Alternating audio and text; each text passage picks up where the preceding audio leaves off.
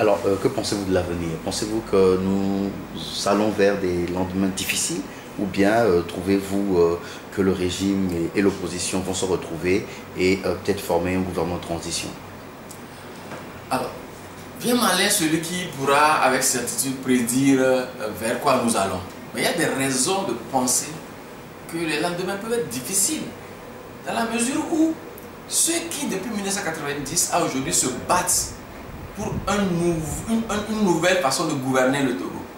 Ceux qui se disent, nous ne sommes pas obligés de rentrer dans le RPT ou dans UNI, avant aussi d'avoir des chances de jouir des richesses nationales.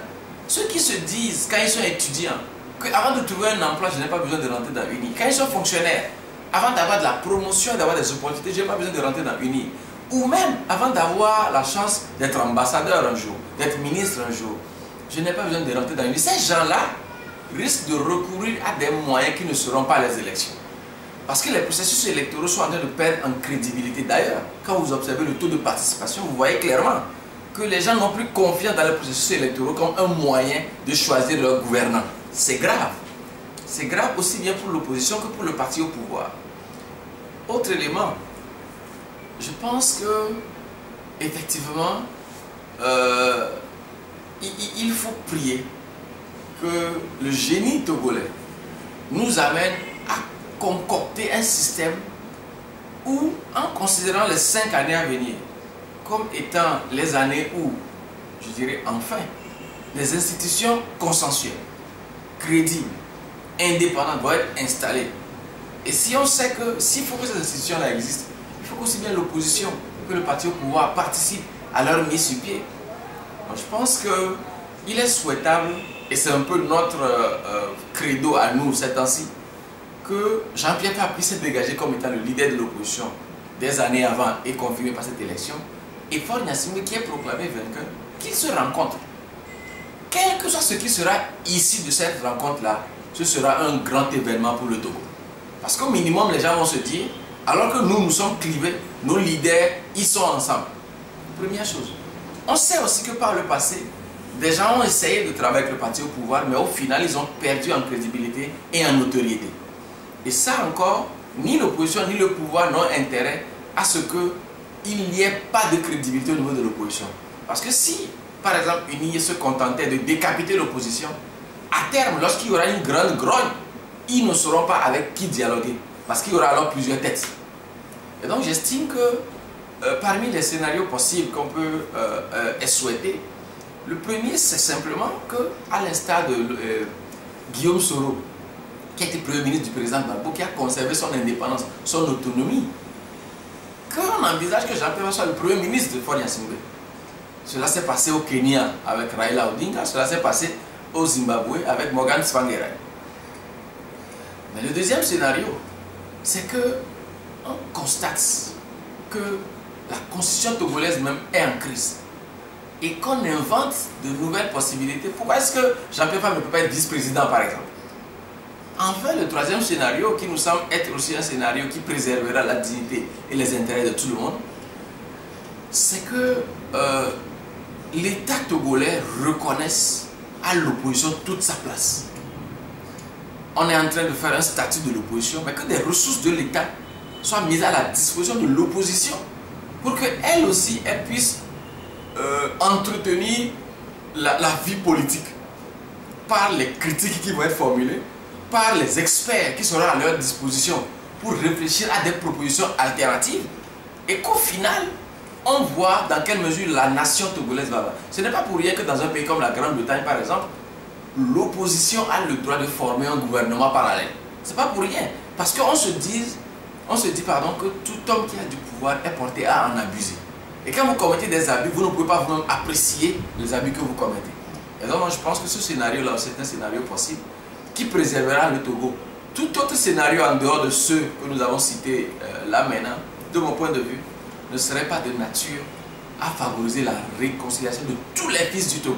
J'en appelle d'ailleurs à ce que l'opposition qui pendant longtemps, par certains de ses leaders, notamment la branche radicale incarnée par l'ANC, a été, à mon avis, trop extrémiste, en n'offrant pas à ceux qui sont les tenants du pouvoir actuel, qui pendant des années ont géré le pouvoir et donc forcément on les met pas forcément propres et qui ont des raisons de craindre que demain s'il y a alternance, qu'on s'en prenne à eux. J'en appelle à ce que cette opposition soit plus posée, qu'elle soit moins radicale et qu'on ne pense qu'à l'entité Togo, la nation qui est la nôtre. Dieu bénisse le Togo. Alors, par rapport, avant de terminer, par rapport à la crise sociale, est-ce que vous pensez que cette crise puisse être un danger pour le troisième mandat de M. Faure Gnassingbé? Ah, de toute évidence, avant même que ce troisième mandat ne s'annonce, le deuxième était à la fin, effectivement, fortement perturbé. Et donc le deuxième mandat était fortement émaillé par la crise au niveau de la synergie des travailleurs du Togo, dans deux secteurs essentiellement où il y avait des difficultés, le secteur de la santé et le secteur de l'éducation. Et là encore, il y a un malaise dans la mesure où, plus de 2 ans auparavant, le président Faure Gnassingbé, dans de célèbres discours, avait annoncé les états généraux et de l'éducation et de la santé. Des années après, ce n'est pas fait. Et puis la vie continue le plus normalement possible. Et donc il y a des raisons pour ces enseignants, ces médecins, d'être frustrés et d'entretenir la grogne au niveau social. L'autre côté, c'est que les élèves eux-mêmes, moi je ne sais pas, on a dû demander aux élèves d'aller rester à la maison pendant 1 mois, ils ont repris les cours, mais est-ce que l'enseignement qu'ils sont en droit d'avoir va correspondre à ce qu'ils doivent avoir avant d'aller à l'examen? Est-ce que quand il va y avoir des vagues d'échecs, les gens ne vont pas être frustrés? Est-ce que les fonctionnaires de façon générale ne vont pas continuer à être frustrés? De sorte que la société togolaise devienne au final une société malade pour qu'il y ait des réactions quelque part. Donc moi j'en appelle à ce que le gouvernement qui va être installé prenne toute la mesure de la grogne au niveau social, qu'ils ne se disent pas que les Togolais les ont plébiscités à près de 56-57% et qu'ils conduisent la barque Togo comme sur une place totalement ouverte. Non, il y a des défis réels. Et d'ailleurs, quand vous observez qu'au lendemain de la proclamation des résultats, un certain nombre de sites internet favorables à l'opposition ont été coupés dans le pays, que même l'internet et les réseaux sociaux sont fortement perturbés en termes de fonctionnement, vous voyez enfin qu'il y a un déploiement de forces, hein, les militaires qui sont dans la ville, les policiers, les gendarmes qui sont en nombre un peu plus important avec des matériels pour impressionner et intimider. Je me dis que le régime apparaît fragile malgré tout si les réformes profondes ne sont pas opérées. Et nous ne souhaitons pas que notre pays bascule dans une crise. C'est pourquoi nous pensons que l'UNI doit avoir la victoire très modeste et l'opposition aussi doit effectivement se dire qu'entretenir la contestation, comme cela a été fait de 2010 à 2015 dans la rue, ne donnerait pas grand-chose. Donc forcément, il faut que les fils de ce pays-là trouvent le moyen de s'entendre pour gérer la chose publique ensemble. Alors un dernier mot pour le peuple togolais qui est désespéré. Ben, moi je suis de ceux qui pensent qu'il faut être résolument optimiste par rapport à chaque situation. La vie elle-même nous commande d'être optimiste parce que nous rencontrons des défis tous les jours. Et ma conviction de chrétien me fait dire que si Dieu ne bâtit la maison, c'est en vain que ceux qui sont en train de faire des efforts construisent quelque chose. Le mal ne peut pas prévaloir en permanence. Il n'y a que l'humain par nature forcément veut avancer.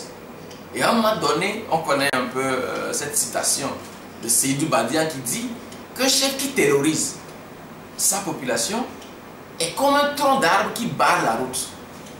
Les gens du village, au fur et à mesure, font tout pour contourner le chef, Mais à un moment donné, ils réalisent que la voie serait plus facile à emprunter s'il n'y avait pas ce tronc d'arbre.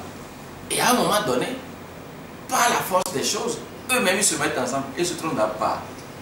Donc moi je pense qu'il y a de l'espoir pour ce pays. Je suis profondément convaincu que ce pays veut l'alternance. Parce qu'une autre hypothèse ferait des Togolais des gens qui ne veulent pas avancer par rapport à la situation générale dans le monde. Dans le monde entier, les gens veulent avancer. Les gens veulent d'autres options. Donc je suis convaincu que les marges de manœuvre que nous avons aujourd'hui en termes de liberté d'expression, en termes de pluralité des médias, en termes d'activisme de la société civile, en termes de pluralisme même dans le pays, en termes d'existence d'institutions normalement qui doivent réguler la gouvernance, et aussi l'effet de l'environnement international fera que tôt ou tard, le régime togolais sera ouvert. Mon espoir, c'est que lorsque ce régime va s'ouvrir et lorsque l'alternance va être opérée, que ceux qui auront géré le pays pendant des années ne soient pas eux aussi menacés.